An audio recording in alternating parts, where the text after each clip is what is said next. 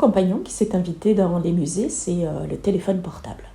Il est quasi impossible aujourd'hui de faire une visite sans voir des visiteurs armés, accompagnés de leur téléphone portable. Mais pas seulement, ils peuvent aussi être accompagnés de leur appareil photographique et visiter en photographiant les œuvres et pas seulement les œuvres. Alors il y a quelques années, c'était absolument impossible, hein. L'appareil photo était interdit et le téléphone portable qui avait excessivement comme usage celui d'appeler les autres était lui aussi évidemment conventionnellement interdit puisque la visite se fait quand même beaucoup plus silencieusement qu'en train de discuter avec des gens qui ne sont pas dans le musée.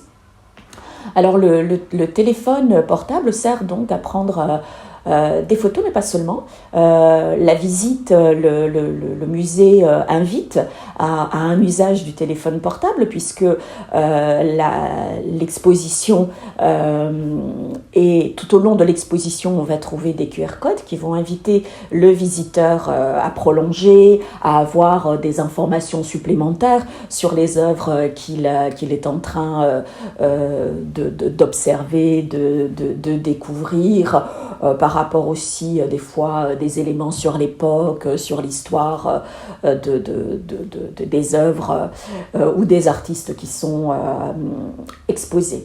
Donc le téléphone portable est un réel compagnon aujourd'hui de la visite. Alors qu'est-ce qu'on prend en photo? Eh bien on prend les œuvres, évidemment, parfois dans leur entièreté. Et très souvent, dans ces cas-là, le visiteur va aussi prendre le cartel, comme s'il fallait ne pas oublier, réassocier les deux. Ce sont souvent des œuvres qui n'étaient pas tout à fait je dirais, très très connues de la part du visiteur. Parfois, ce sont précisément à l'inverse les œuvres très connues qui sont photographiées. Alors là, on les voit hein, s'avancer, se reculer, prendre le meilleur plan de la photo. Il y a aussi, quand je dis qu'on recule, qu'on avance, le visiteur choisit des éléments de l'œuvre, sans doute très parlants pour eux, ou des éléments sur lesquels ils veulent revenir, ou en tout cas ils ont été happés à ce moment-là de la visite sur tel détail en particulier d'une œuvre qu'ils connaissaient ou qu'ils sont en train de découvrir.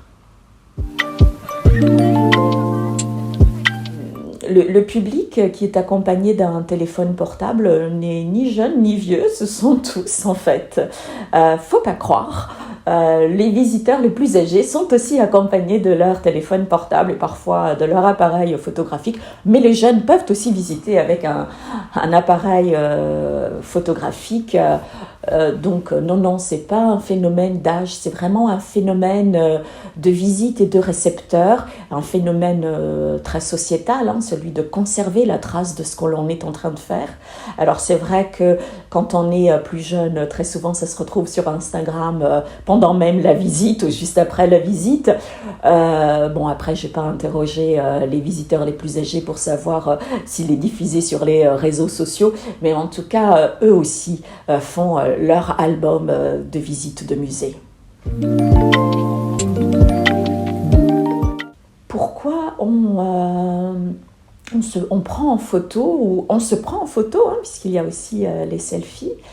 Je crois qu'il y a quelque chose d'immortaliser un peu, de garder la trace de la visite, de l'œuvre. On prend la photo pour soi, on prend aussi la photo pour partager avec les autres. Et puis il y a un phénomène que j'avais déjà repéré notamment avec les visites scolaires où les élèves disaient prendre des notes, conserver le titre d'une œuvre qui les avait plu. Et il y a ce phénomène-là vraiment important qu'il faudra un jour creuser davantage, c'est celui de la mémoire du visiteur, qui fait partie de la réception de l'œuvre et de la visite d'une exposition. Donc oui, la visite n'est pas un moment T, elle s'inscrit dans un continuum, on la prépare avant, on a envie d'y aller, pendant on garde les traces, on continue à en discuter après la visite et on continue aussi soit à en parler avec les autres, soit à regarder, à redécouvrir ces moments-là que l'on a visités et ces œuvres-là, ces détails auxquels à un moment donné de la visite on a été frappé.